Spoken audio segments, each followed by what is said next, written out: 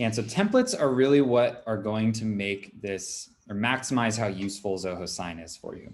And a template is basically just a document that we can upload, assign some fields to it, and then kind of pre-bake a template that we can use and send out to multiple users. So when you pull this up, first thing you're going to do is go ahead and upload a file just right into the box there. So in this case, we're just going to work through a kind of simple W9. Maybe we want to send this out to new hires.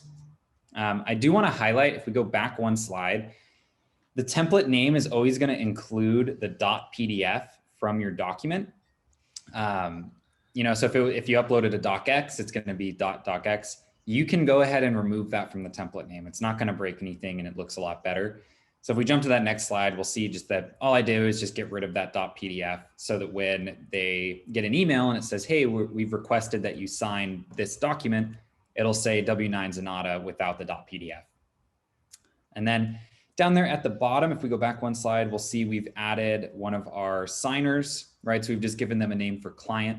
We've left the two boxes underneath client empty because that's where the client's email and name are going to go. And on the right, we've said this is someone who's going to need to sign this document.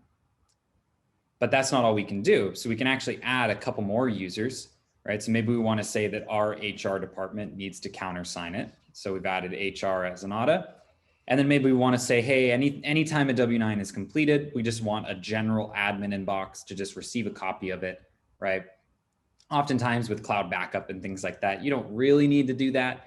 But there's a lot of cases where you might want someone to just get a copy every time that something is done. So you can go ahead and add someone and choose that they're just going to receive a copy.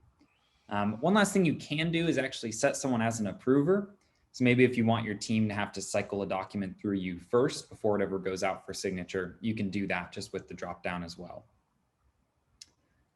Moving down the list, a couple additional settings. So it's going to pull in those days to complete. Whatever we set up in settings is going to be the default, but you can actually change it for a template.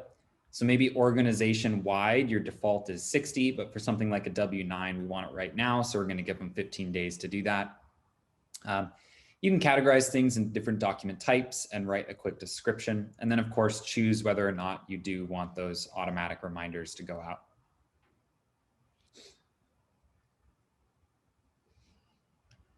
Now kind of into the good stuff here. So now that we have kind of set up all the basics, up in the top right, we'll see those recipients that we've added, right? For client, our HR, and our admin, right? And so currently we have client selected.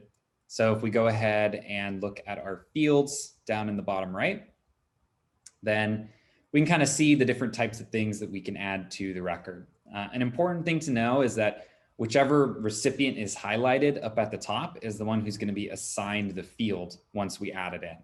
So if I go ahead and just drag a text box into the record here, we can add a little box under the number 1 field on our W9 just for that person's name.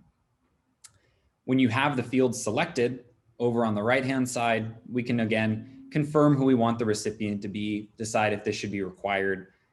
You can set default values and choose some of the font sizings.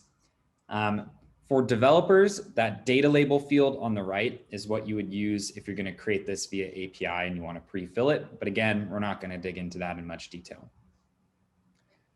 And then it's important to know as well that, they have a variety of different field types. So, we're not just restricted to text boxes. So if we wanted to add a, kind of radio button to select one of a handful of options, we can go ahead and drag that in here. And then of course we can add our signature and sign date fields to the record as well. Now I want to highlight when you're choosing which field types to use, it's pretty flexible. You could use a full name or a text box to get someone's name. It's not really going to matter too much. But once you're actually getting the sign and dates, that's where it's really important that you use signature and sign date, because those have some pre-built functionality that are unique to those fields. And then lastly, maybe if we wanted to add a field in for, requester's name and address, we could go ahead and select our Zenatta HR and then go ahead and just drag a field into the record that they would fill out. The nice thing is everything stays color coded. So you'll be able to quickly see, who would be assigned to each of these fields just based on the colors that pop in on them. And then once we have that completed, now it's just going to live here in our list of templates.